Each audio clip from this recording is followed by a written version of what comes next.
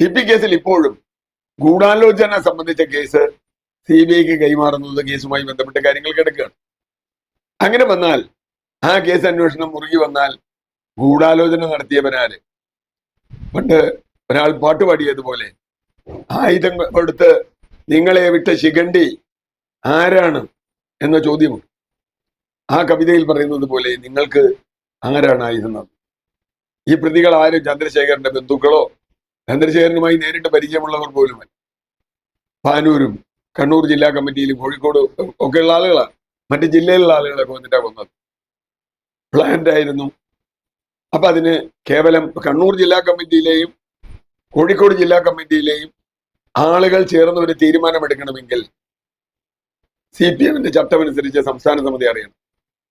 അല്ലെങ്കിൽ 2 ജില്ലയിലെ കുറച്ച് ആളുകൾ കൂടി ഒരാളെ കൊല്ലാൻ പറ്റില്ല. മാത്രമല്ല ചന്ദ്രശേഖരനും കണ്ണൂർ ജില്ലാ കമ്മിറ്റിയായിട്ട് എന്താ പ്രശ്നം? പാനൂർ കിടക്കുന്ന ആളുകൾക്ക് ചന്ദ്രശേഖരൻ എന്താ പ്രശ്നം? അപ്പോൾ ഇത് രാഷ്ട്രീയ കൊലപാതകം. അതിന് പാർട്ടി പിന്തുണയുണ്ട്. ഇപ്പോഴും പാർട്ടി അത് വേട്ടയാടും.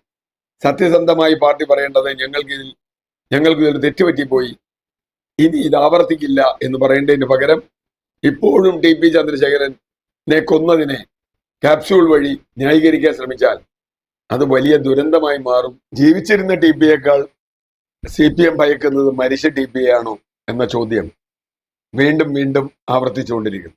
ഇക്കഴിഞ്ഞ ദിവസം ഇത് പുതിയ രൂപത്തിൽ പുതിയ തരത്തിൽ വന്നുകൊണ്ടിരിക്കും. ഈ തെരഞ്ഞെടുപ്പ് പ്രഖ്യാപിച്ച ലോക്സഭാ തെരഞ്ഞെടുപ്പ് പ്രഖ്യാപിച്ച ആ ഘട്ടത്തിൽ ഒരുപക്ഷെ ആകസ്മികം എന്ന് പറയാവുന്ന തരത്തിൽ വടകരയിലെ സ്ഥാനാർത്ഥിയെ തീരുമാനിച്ച ശൈലജ ടീച്ചറെ തീരുമാനിച്ച അതേ ദിവസമാണ് ഹൈക്കോടതിയിൽ നിന്നും വളരെ ഗൗരവതരമായ ചില നിരീക്ഷണങ്ങളോടെ കേസിന്റെ അപ്പീൽ വിധി വന്നത്. 1 ജീവപര്യന്തം ഉണ്ടായിരുന്ന ആളുകൾക്ക് 2 ജീവപര്യന്തമാക്കി എന്ന് മാത്രമല്ല, ഒരു തരത്തിലുള്ള ഇളവുകളും ശിക്ഷ ഇളവോ പരോളോ കൊടുക്കരുത് എന്ന് ഹൈക്കോടതി കൃത്യമായി എഴുതി. മാത്രവുമല്ല, ഹീനമായ കൊലപാതകം അതിലെ പ്രതികൾ പുറത്തു വന്നാൽ അത് സമൂഹത്തിന് നൽകുന്ന സന്ദേശം വളരെ നെഗറ്റീവാണ് എന്നാണ് കോടതിയുടെ നിരീക്ഷണം. അത് ശരിയുമാണ്. ഒരു തരത്തിലും ഒരു പ്രകോപനവും ഇല്ലാതെയാണ് TP ചന്ദ്രശേഖരനെ വെട്ടിക്കൊല്ലുന്നത്.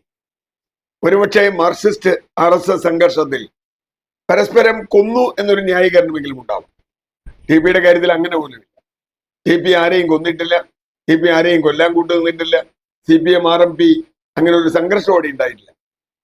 അപ്പോൾ TP എന്നൊരാളെ പൊതുവഴിയിലിട്ട് ഗുണ്ടകളെ കൊണ്ട് 51 വെട്ടുവെട്ടി ക്രൂരമായി കൊല ചെയ്യിച്ചിട്ട് ആ പ്രതികൾക്ക് വേണ്ടി CPM ഇപ്പൊ മാത്രമല്ല, തുടക്കം മുതൽ അവർക്ക് വക്കീലിനെ വെച്ച് കൊടുക്കുന്നു, കേസ് വളരെ പതുക്കെയാക്കുന്നു, പല രൂപത്തിലുള്ള കളികൾ അതിനകത്ത് കളിച്ചിട്ടുണ്ട്. അവർക്ക് ഏതാണ്ട് ടൂറിസ്റ്റുകളുടെ പോലെ ജയിലിൽ കഴിയാൻ അനുവദിക്കുന്നു. അവരെല്ലാം ഫേസ്ബുക്കും വാട്സപ്പും ഒക്കെ ഉപയോഗിക്കുന്നു, സെൽഫോൺ ഉപയോഗിക്കുന്നു. ഇതൊക്കെ നമ്മൾ കണ്ടു. അവർക്ക് ആവശ്യമുള്ള സ്ഥലത്തേക്ക് ഇത് കൊടുക്കുന്നു. അവർക്ക് 280 ദിവസം കോവിഡ് ഒഴിവ് കൂടാതെ 290 ദിവസത്തെ പരോൾ കൊടുത്തിരിക്കുന്നു. അപ്പൊ CPM സ്പോൺസർ ചെയ്ത കൊലപാതകമാണ് ഇത് എന്ന് കൃത്യമായും അന്നു മുതൽ ഇന്ന് വരെ എപ്പോഴും അറിയാം. അതുകൊണ്ടാണ് അതിലേറ്റവും കൂടുതൽ ഇരയാക്കപ്പെട്ട KK രമ അസംബ്ലിയിൽ എഴുന്നേറ്റാൽ മുഖ്യമന്ത്രി ഒരക്ഷരം മിണ്ടില്ല. രമയെ സംസാരിക്കാൻ അനുവദിക്കില്ല. അത് ഇപ്പോഴത്തെ ഒന്നുമല്ല, എന്നും അങ്ങനെ തന്നെയാണ്. TP ചന്ദ്രശേഖരന്റെ കാര്യം, ആ കേസുമായി ബന്ധപ്പെട്ട കാര്യം രമ ഉന്നയിക്കാൻ എപ്പോഴെങ്കിലും അവസരം കിട്ടിയാൽ ഒന്നുകിൽ അവസരം കൊടുക്കില്ല. ഇപ്പൊ നോക്കൂ, ഏറ്റവും ഒടുവിൽ മോഡി ഗവൺമെന്റ് ചെയ്യുന്ന അതേ കാര്യം ഇവിടെ ചെയ്യുന്നത്. നീറ്റ് സംബന്ധിച്ച് ചർച്ച വേണം എന്ന് മോഡി ഗവൺമെന്റിനോട് മുമ്പിൽ പ്രതിപക്ഷം പറഞ്ഞപ്പോൾ പറ്റില്ല. ഇവിടെയും TP കേസിൽ അതിഗുരുതരമായ ഒരു വിഷയം പുറത്തു വന്നിരിക്കുന്നു. 3ഉം 1ഉം 4, ആദ്യം 3 പേരെ പിന്നെ ഒരാളെ പ്രതികൾ. ആ പ്രതികളെ ശിക്ഷ ഇളവ് നൽകി പുറത്തുവിടാൻ ആസാദി കാ അമൃത് മഹോത്സവ് എന്ന അവസരം ഉപയോഗിച്ച് ഈ ഗവൺമെന്റ് തീരുമാനിച്ചു. ഇപ്പൊ പറയുന്നത് ചില ഉദ്യോഗസ്ഥന്മാർക്ക് പറ്റിയ തെറ്റാണെന്ന്.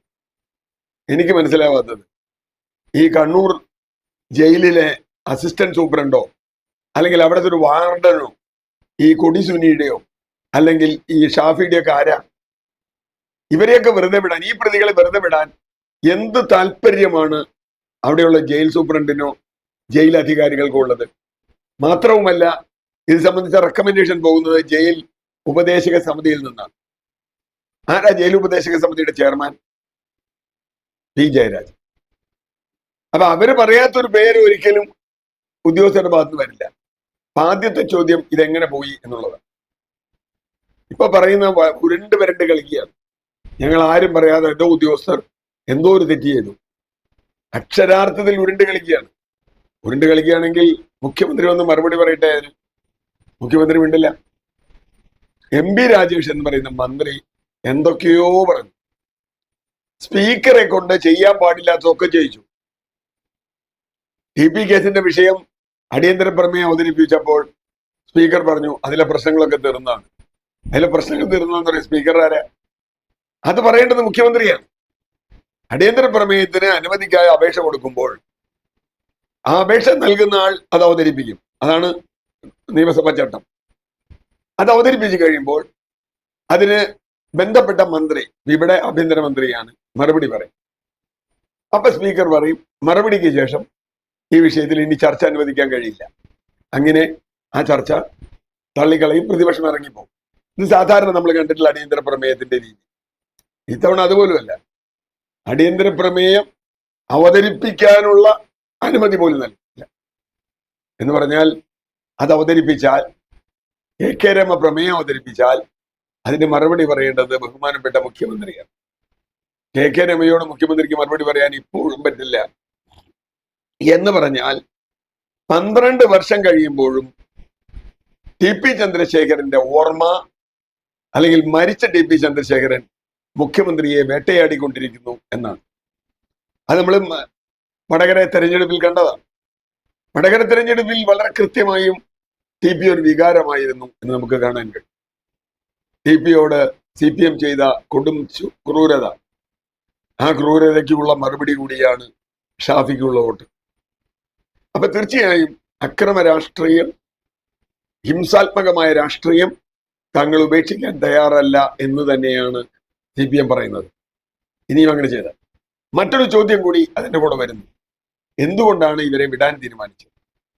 യഥാർത്ഥത്തിൽ ഒരു വലിയ സമ്മർദ്ദം ഇവർ വഴി പാർട്ടിക്ക് മേലുണ്ട് എന്നാണ് കണക്കാക്കേണ്ടത്.